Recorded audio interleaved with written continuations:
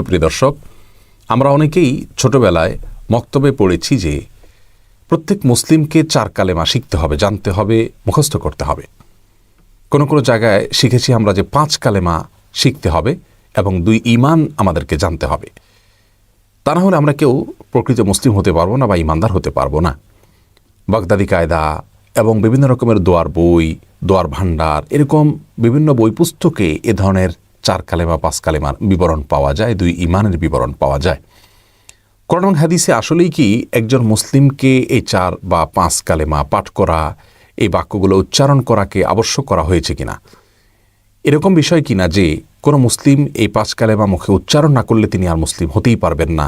আজ আমরা সে বিষয়ে জানার চেষ্টা করব ইনশাআল্লাহ তাআলা। তবে শুরুতে জেনে নেই যে সেই 4 অথবা 5 কালেমা বলতে কোন দোয়াগুলোকে বোঝানো হয়ে থাকে বা কোন বাক্যগুলোকে বোঝানো হয়ে থাকে, এবং 2 ঈমান বলতে কাকে বোঝানো হয়ে থাকে।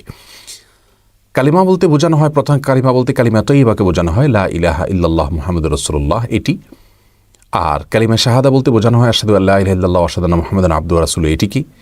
এরপরে কালিমায়ে তাওহীদ বলতে আরেকটি কালিমাকে বোঝানো হয়ে থাকে, যেটির ভাষ্য হলো এরকম, লা ইলাহা ইল্লা আন্ত ওয়াহদাকা লা সানিয়া লাক মুহাম্মাদুর রাসূলুল্লাহ ইমামুল মুত্তাকিন রাসূলু রাব্বিল আলামিন। আর কালিমায়ে তামজিদ বলতে আরেকটি কালিমার কথা বলা হয়ে থাকে, যার ভাষ্য হলো এরকম, লা ইলাহা ইল্লা আন্ত নূরান ইয়াহদিল্লাহু লিনূরিহি মান ইয়াশা মুহাম্মাদুর রাসূলুল্লাহ ইমামুল মুরসালিন খাতামুন নবিয়্যিন। তেমনিভাবে আরেকটা কালিমা, কালিমায়ে রদ্দে কুফর বা কুফরকে প্রত্যাখ্যান মূলক কালিমা, কালিমায়ে রদ্দ কুফর হিসাবে যে বাক্যগুলোর কথা বলা হয়ে থাকে সেগুলো মূলত একটি দোয়া, আল্লাহুম্মা ইন্নী আউযু বিকা আন উশরিকা বিকা ওয়া আনা আ'লাম ওয়া আস্তাগফিরুকা লিমা লা আ'লাম, যেটি হাদিসে বর্ণিত হয়েছে। এই যে কালিমায়ে তয়্যিবা, কালিমায়ে শাহাদাত, কালিমায়ে তাওহীদ, কালিমায়ে তামজিদ, তারপরে কালিমায়ে রদ্দে কুফর, এই যে 5টা কালিমার কথা শুনলাম, সেই সাথে ইমানে মুজমাল, ইমানে মুফাসসাল। ইমানে মুজমাল মানে সংক্ষিপ্ত ঈমান, ইমানে মুফাসসাল বলতে বিস্তারিত ঈমান। বিস্তারিত ঈমান বলতে আমানতু বিল্লাহি ওয়া মালাইকাতিহি ওয়া কুতুবিহি ওয়া রাসূলিহি, ঈমানের যে রোকনগুলো আছে সেগুলোর কথা উল্লেখ করে এগুলো আমি আনলাম, অর্থাৎ বিস্তারিতভাবে সব রোকনগুলোর কথা উল্লেখ করে তার প্রতি আমরা যে ঈমান এনেছি সে কথা স্বীকৃতি দেওয়া। এই হলো 4 বা 5 কালিমা এবং 2 ঈমান, ইমানে মুজমাল অর্থাৎ সংক্ষিপ্ত ঈমান এবং ইমানে মুফাসসাল অর্থাৎ বিস্তারিত ঈমানের রোকনগুলোর কথা উল্লেখ করে তারপর তার প্রতি ঈমান আনলাম। এই কথার উল্লেখ রয়েছে যে বাক্যগুলোতে, সেগুলো ইমানে মুফাসসাল বলে পরিচিত।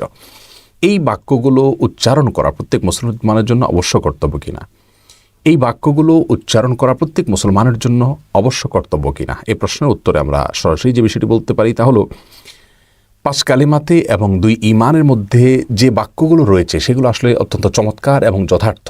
এই বাক্যগুলোর প্রতি বিশ্বাস, এগুলোর প্রতি আমাদের ধারণা থাকতে হবে, তা নাহলে আমরা ঈমানদার হতে পারবো না। কিন্তু এই বাক্যগুলো মুখে আমাদেরকে এইভাবে, এই সিস্টেমে কালিমা তয়্যিবা হিসাবে, কালিমা শাহাদা হিসাবে, তামজিদ, তাওহীদ, রদ্দে কুফর এবং ইমানে মুজমাল মুফাসসাল এরকম ভাগ করে আলাদা আলাদা করে এগুলোকে পাঠ করতে হবে, এমনটি অবশ্য কর্তব্য নয়। কোরআন হাদিসে কোথাও এরকম কোনো নাম এবং এভাবে ভাগ করে দেয়া হয়নি। 5 কালেমা 4 কালেমাকে আলাদা ভাগ করে দেওয়া হয়নি, যার কারণে এটিকে আমরা অবশ্য কর্তব্য মনে করব না। তবে হ্যাঁ, একজন ঈমানদার ব্যক্তি যিনি আল্লাহর প্রতি বিশ্বাস স্থাপন করেছেন, ঈমান এর পরিচয়, ঈমানের সংজ্ঞা, ঈমানের ব্যাখ্যা বিশ্লেষণ যেটি জানা তার জন্য অবশ্য কর্তব্য, সেটি জানলে এই 5 কালিমা এবং 2 ঈমানের সবগুলোই কিন্তু তার মধ্যে চলে আসবে, আলাদা করে এরকম ক্যাটাগরি ভাগ করতে হবে না।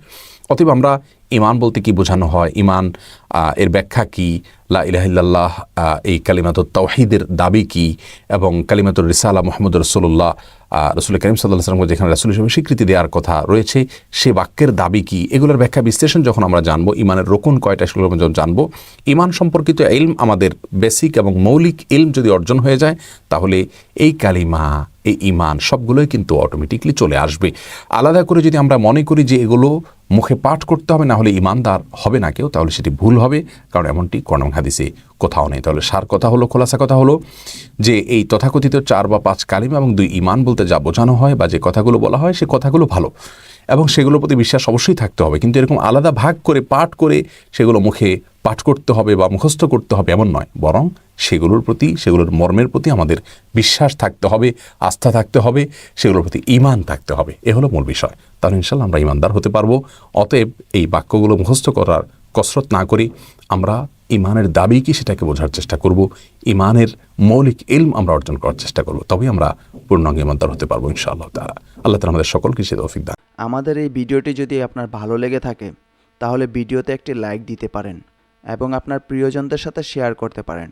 এবং এইরকম আরও ভিডিও পেতে আমাদের ইউটিউব চ্যানেলটি সাবস্ক্রাইব করে পাশে থাকা বেল আইকনটি অন করে দিন।